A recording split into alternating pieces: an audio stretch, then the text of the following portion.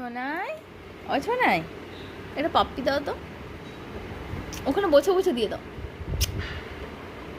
আচ্ছা, আর তোমার নাম কি? মায়রা ভুঁই। আর তোমার ঠাম্মুর নাম কি? ঠাম্মুর নাম, তোমার ঠাম্মুর নাম কি? মিঠু ভুঁই। ও, আর পাপার নাম বলো। রাজা ভুঁই। ও, আর তোমার দাদার নাম কি?